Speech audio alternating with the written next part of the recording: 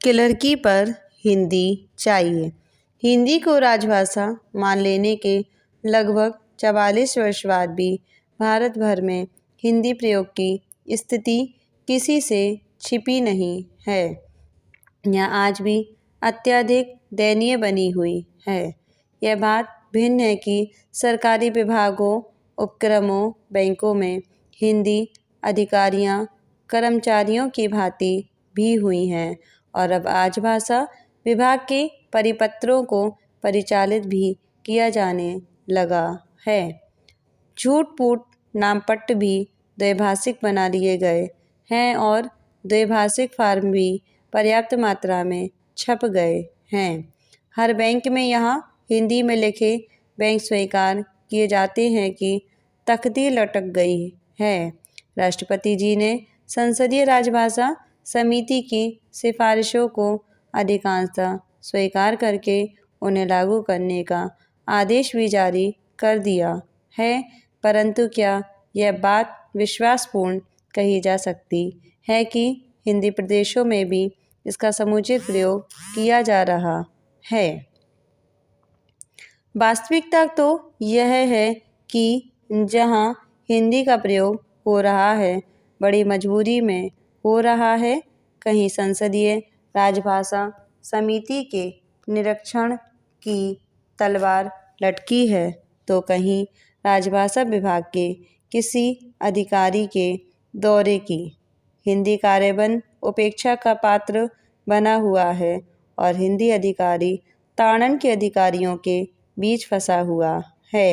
यह एक विडंबना ही है कि देश में सर्वोच्च पदों पर बैठे हुए अधिकारी विधिमर्मक प्रशासक राजभाषा अधिनियम से अनभिज्ञता का नाटक रचाए रखते हैं। हिंदी में या हिंदी के संबंध में आने वाले किसी भी उच्चादेश पारिपत्र को सीधे हिंदी विभाग में कार्यवाही के लिए भेज देते हैं।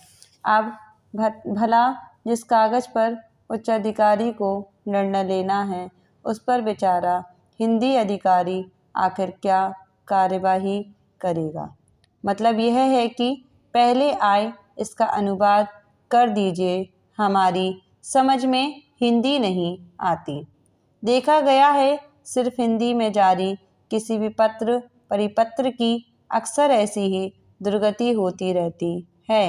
हर कार्यालय में उसका हिंदी से अंग्रेजी अनुवाद होता है और इस प्रकार एक हिंदी पत्र के 50 अंग्रेजी संस्करण तैयार हो जाते हैं।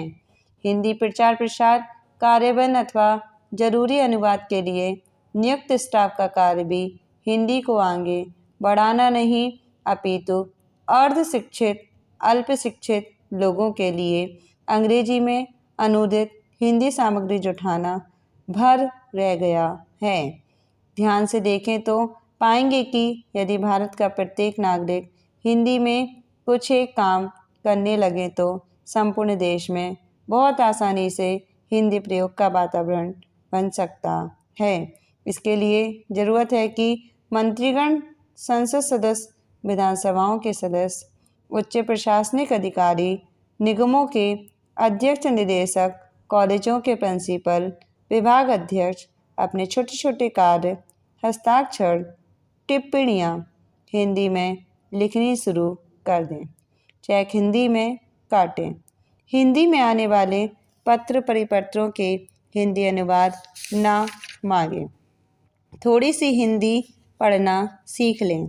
मंत्रीगण किसी आयोजन का उद्घाटन अथवा अध्यक्षता करते हुए ध्यान रखें कि वहाँ हिंदी को समुचित ध्यान दिया जा रहा है अथवा नहीं।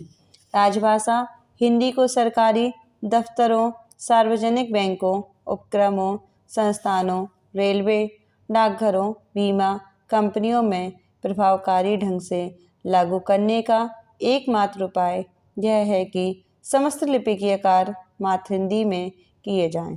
टिप्पणियाँ लिखना, कागजों को अग्रगृहित करना, फार्मों को भरना, हस्ताक्षर किए जाना, रजिस्ट्रों में इंदराज करना, स्वागत कक्षों में हिंदी में प्रवेश पत्र बनाना, रेलवे आरक्षण फॉर्म हिंदी में भरना, चेक काटना, आवेदन देना आदि आदि सैकड़ों हजारों कार्यों को मात्र हिंदी में करना जरूरी होगा।